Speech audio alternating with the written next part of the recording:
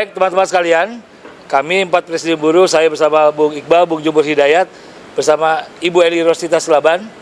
Yang pertama, Gerakan Buruh Indonesia mendukung penuh Presiden Prabowo Subianto. Dan kami menegaskan, kami bukan berada di belakang Presiden, kami berada di belakang Presiden. Dan yang pasti, kami mendukung demonstrasi yang damai.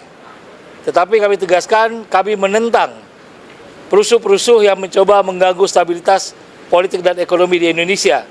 Karena itu, Presiden berjanji ruang demokrasi tetap terjaga, dan beliau berjanji yang pertama, RUU perampasan aset segera dibahas, dan juga RUU ketenagakerjaan yang diminta oleh buruh. Beliau minta kepada Ketua DPR untuk langsung segera dibahas oleh partai-partai dan setuju untuk segera dibahas. Yang berikutnya akan disampaikan oleh Bung Iqbal atau Bung Jumhur. Silakan.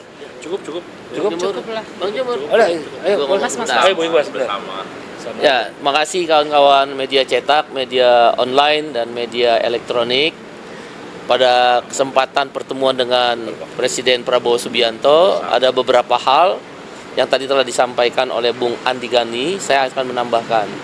Pertama, kami mengusulkan dan berpendapat demonstrasi tetap harus diberi ruang. Karena itu hanya satu-satunya cara bagi kelompok bawah, kelompok buruh, kelompok petani, kelompok nelayan, kelompok mahasiswa, dan orang-orang kecil untuk menyampaikan aspirasi ketika lembaga-lembaga formal, tanda petik ya, lambat atau tidak mau mendengar apa yang menjadi aspirasi kelompok bawah. Tentu demonstrasi ini harus konstruktif, konstitusional, anti kekerasan, dan tidak boleh anarkis. Dan pada titik itu Bapak Presiden setuju. Yang kedua, yang perlu diperhatikan oleh anggota DPR RI adalah kebiasaan flexing dan hedon. Kebiasaan flexing dan hedon di tengah PHK yang merajalela, ojol yang bolak-balik ke DPR, nggak pernah diperhatikan untuk potongan tarif 10%. Ya, kemudian upah buruh yang masih rendah, outsourcing yang masih merajalela, banyak orang yang belum punya rumah, orang miskin masih banyak, pengangguran masih tinggi. Flexing dan hedonisme itu tadi kami sampaikan kepada Mbak Puan dan juga kepada Bapak Presiden Prabowo Subianto untuk benar-benar tidak dilakukan oleh anggota DPR RI. Begitu pula kepada menteri-menteri yang ada, wakil menteri yang ada dalam kabinet Prabowo Subianto. Yang ketiga, kami membawa 6 isu utama yang sebagaimana kawan-kawan media sudah mendengar dalam aksi buruh di tanggal 28 Agustus. Ada 3 paket undang-undang yang harus segera dibahas oleh DPR RI.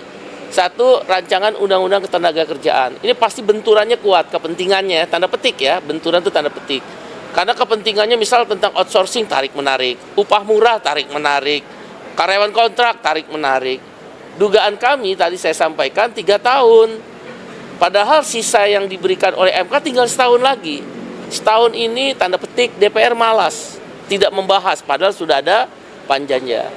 Undang-undang paket kedua adalah tadi sudah disampaikan Bung Andi, untuk menghilangkan Noel yang lain, yaitu Wamenaker yang terlibat korupsi, maka RUU perampasan aset harus segera disahkan. Sudah hampir puluhan tahun, dan beliau tadi disampaikan merespon sangat cepat sekali. Bantu saya, karena saya nggak bisa sendiri sebagai presiden, harus ada DPR, partai politik. Tapi beliau berkeyakinan segera RUU perampasan aset ini sebagai pembuktian terbalik agar koruptor-koruptor itu jera dan dimiskinkan bisa disahkan segera, setidak-tidaknya mulai dilakukan pembahasan. Undang yang ketiga adalah kami usulkan pemilu yang bersih. Jadi korupsi itu harus dimulai dari pemilu yang bersih. Kebanyakan korupsi terjadi di pejabat negara, baik legislatif, yudikatif, maupun eksekutif. Terutama di legislatif dan eksekutif. Oleh karena itu pemilu yang bersih adalah jalan yang terbaik yang kami namakan redesign terhadap sistem pemilu. Itu 3 paket undang-undang. Nah, yang harus cepat, 1, potongan tarif ojol 10% segera dibahas. 2, PHK harus segera dicegah dengan membentuk Satgas PHK. 3, outsourcing harus dihapus sesuai keputusan MK cabut PP nomor 35 tahun 2021.